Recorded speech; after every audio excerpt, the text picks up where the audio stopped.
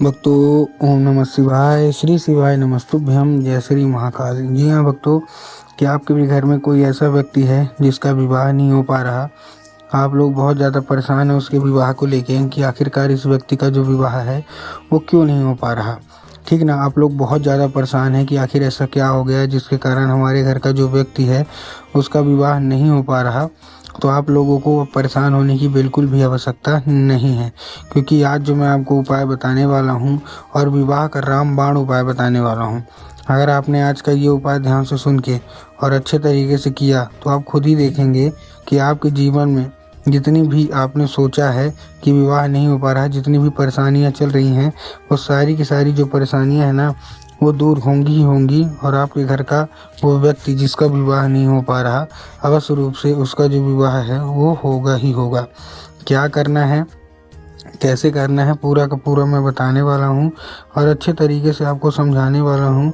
तो बस उपाय ध्यान से सुन के अच्छे से करिएगा ज़रूर, ठीक ना। अगर आपने आज का ये उपाय ध्यान से सुन के और अच्छे से कर लिया, फिर आप खुद ही देखेंगे कि आपके जीवन में कैसी कैसी चेंजेस आते हैं और आपके जीवन में विवाह अवश्य रूप से होगा ही होगा। देखिए, आपको भी पता है कि पूज्य गुरुदेव की जो कथा होती है उसमें लाखों की भीड़ आती है। कैसे भीड़ आती है? लाखों की भीड़ आती है। और जब गुरुदेव की कथा में लाखों की भीड़ आती है तो वहाँ ज़्यादातर जो भक्त होते हैं वो क्या करते हैं, पत्र के द्वारा अपनी इच्छा और पत्र के द्वारा अपनी मनोकामना जो होती है वो गुरुदेव तक पहुँचाते हैं। तो अभी गुरुदेव की कथा चल रही थी, आज से 4 से 5 महीना पहले की बात है। गुरुदेव की क्या है, कथा चल रही थी और गुरुदेव की कथा में लाखों की भीड़ आई। अब जब गुरुदेव की कथा में लाखों की भीड़ आई तो वहाँ ज़्यादातर जो भक्त होते हैं उन्होंने क्या किया, पत्र के द्वारा अपनी इच्छा और अपनी मनोकामना जो थी वो गुरुदेव तक पहुँचाई।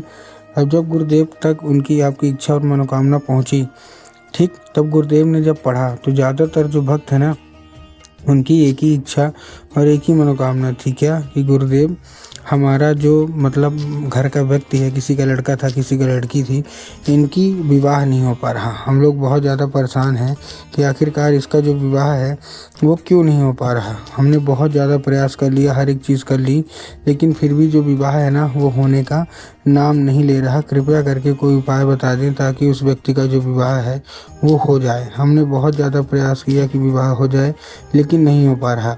हमने क्या कुछ नहीं किया, बहुत ज़्यादा कुंडली मिलवाई, बहुत ज़्यादा पंडितों को दिखाया, हर एक चीज़ कर ली, लेकिन विवाह होने का नाम ही नहीं ले रहा। कृपया करके कोई उपाय बता दें। अब जैसे ही गुरुदेव ने ये देखा तब गुरुदेव ने 2 से 3 उपाय बताए और कहा, केवल और केवल ये उपाय कर लेना, तुम्हारे घर का जो कोई भी व्यक्ति है, जो कोई भी सदस्य है, उसका विवाह अवश्य रूप से होगा ही होगा। अब जैसे ही गुरुदेव ने उपाय बताया तो लोगों ने जा जाके इस उपाय को घर में करना शुरू कर दिया। अब जैसे ही लोगों ने जा जाके इस उपाय को घर में करना शुरू कर दिया, वही लोग गुरुदेव की कथा में मात्र 1 से 1.5 महीने के बाद वापस आए। अब जब वही लोग गुरुदेव की कथा में वापस आए तो उन्होंने क्या किया, फिर से एक बार गुरुदेव को पत्र लिखा, लेकिन ये वाला जो पत्र था ये गुरुदेव को धन्यवाद के रूप में पत्र था कि गुरुदेव धन्य हो आपका, आपके द्वारा बताया गया उपाय हमने कर लिया है, हमारी सारी इच्छा सारी मनोकामना जो है वो भी पूरी हो गई है। हमारे घर का जो व्यक्ति था जिसका विवाह नहीं हो पा रहा था, अवश्य रूप से उसका जो विवाह पक्का हो गया है। आपका कोटि कोटि धन्यवाद। तो देखिए, आपको अगर जानना है कि आखिर ऐसा कौन सा उपाय है जिसको करने मात्र से इच्छा मनोकामना जो है वो पूरी हो जाती है, तो चलिए हम बताते हैं आपको आज की इस वीडियो के माध्यम से कि आपको करना क्या है। तो बस उपाय ध्यान से सुन के अच्छे से करिएगा ज़रूर। लेकिन उसके पहले चैनल पे अगर पहली बार आए हैं और आवाज़ मेरी पहली बार सुन रहे हैं तो वीडियो कर दें लाइक और चैनल को भी कर लें सब्सक्राइब, ताकि पूजनीय पंडित प्रदीप जी मिश्रा के रोज़ नए नए उपाय सबसे पहले मैं आपको प्राप्त करा सकूं।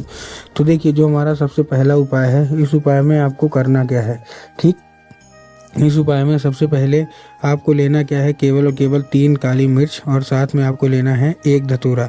तो 3 काली मिर्च ले लिया, साथ में आपने एक धतूरा ले लिया, ठीक।